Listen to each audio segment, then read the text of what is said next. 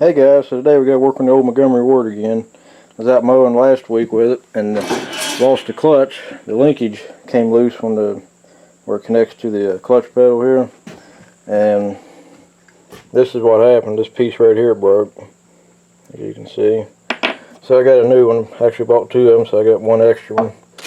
And that's the part number for it. It's 3H24 thread.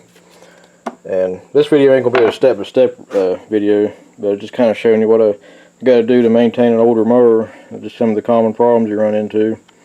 I'm also going to put a new carburetor on it. This is one of the aftermarket ones, and a new coil as well, because I keep having problems out of the carburetor. I've done rebuild it, so I'm just going to put a new one on it.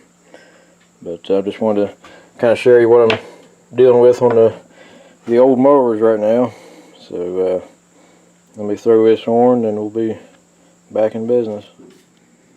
Now, as you can see right here's the rod. It might be a little blurry, this camera ain't focusing. There it is. But it just it'll connect into the linkage right here on the pedal right here. We'll look at it once I get it back on there. And if you'd have to replace this, pay attention to where it's at on the shaft, because this is also the adjustment for the clutch. I know about where this one was at, so hopefully it'll be in the right spot. Alright, it's really hard to see.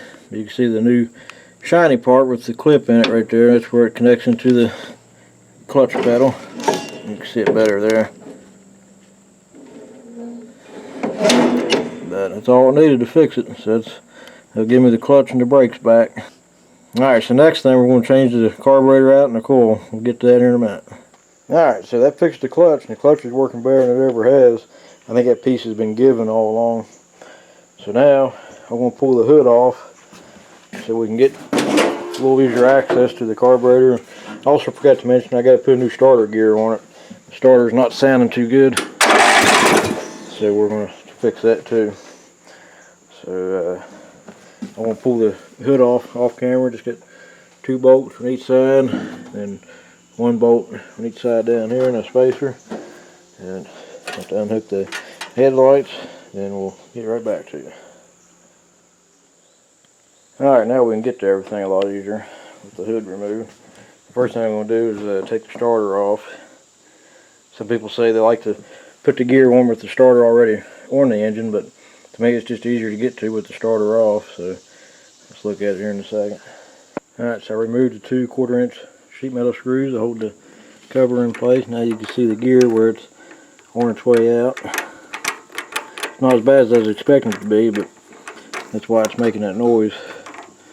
They probably last for quite a while longer, but I'm just going to go ahead and change it the way I don't have to worry about it. So I'm going to take the 7/16 nut loose from the wire here, and you get 2 1/2-inch bolts here. Like I said, you can change it out with it already on here. It's just a lot harder to do. So I'm just going to take it off and put it in the vise. Alright, so if you actually need to see how to change the gear, I'll put a link in the description to a video I made a few years ago on how to do this. That way it'll speed this video up, and if you just need to see that, you can watch that. So go ahead and change this out and put the starter back on. Alright, get the starter back on, a new gear. Now we're going to switch the carburetors out.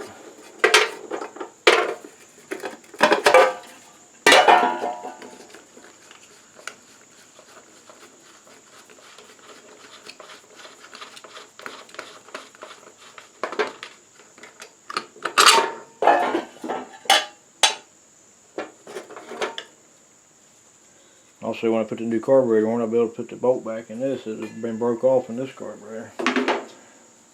Alright, so I got both mounting bolts off the carburetor. The oil breather hose is holding it. And the bottom bracket still holding it.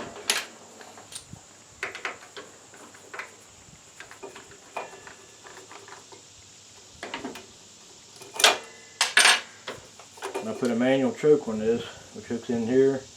And I had this clamp right here on the case, on the flywheel cover. So now the only thing left, I already unhooked the fuel line, unhooked the throttle linkage here. And that's the old carburetor off. Alright, so you see these carburetors are basically the same.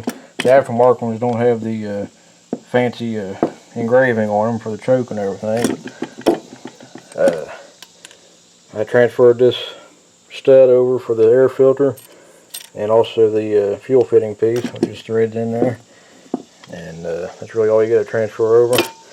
You want to leave that bracket loose until you get it mounted, that way you know exactly where it's got to go. And I recommend adjusting the governor after you do this too, just to make sure in case the throttle connection's in a slightly different spot, it's not going to interfere with that. Also, another difference, I made a separate video on just on these aftermarket carburetors. I'll put it in the description too, that way if you want to look at it. But this has a plastic float, whereas these will have a metal float on it. So that's another difference, which can be looked at as an improvement. So let's go ahead and get ready to put it back on. I got to find a screw that'll fit this here for the air breather cover. Alright, so I got the new carburetor on. Went ahead and adjusted the governor. I'm going to go ahead and answer a question that I get asked all the time. You see that little wire right here underneath the governor linkage? There's a spring right here. I get asked all the time what that does, and it just keeps tension between the linkages to get any play out of it. And that's the only purpose of it. And if it breaks, it may or may not cause an issue on your engine. It just really depends. So you just have to pay attention to that. So don't forget to tighten up the bolts on that bracket to hold it on that side. I didn't put the choke cable back on yet because I got to pull the flywheel shroud off to change the coil out. I already took the bolts loose. There's one here, one there, and two in the front.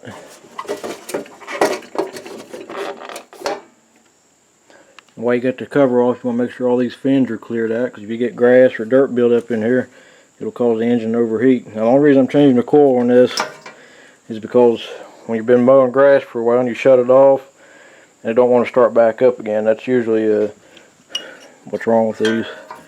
But other than that, the coil's still good, so I'm going to keep it as a backup. It'd be better than nothing. And you got to gap it with the magnets right here about 10 thousandths. You get these 2 5/16 drive bolts.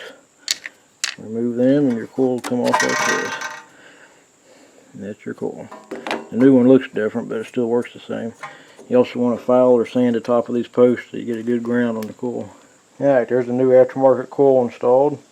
Gapped at 10 thousandths between the post and the flywheel. I put a new NGK B4LM spark plug in it. So now I'm going to put the flywheel cover back on and tune the carburetor in. Alright, now we're ready to see if it's going to start or not. I know the carburetor will be out on adjustment, but it shouldn't take too much to tune it in.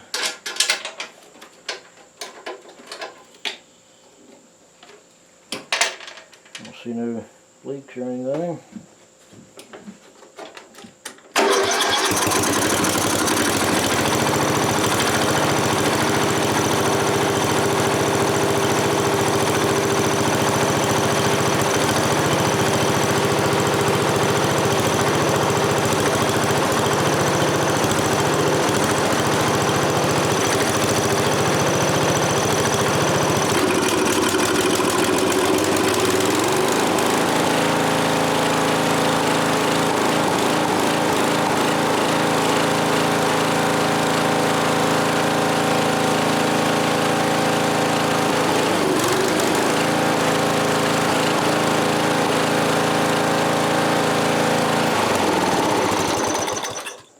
Alright guys, got everything back together and get the hood back on.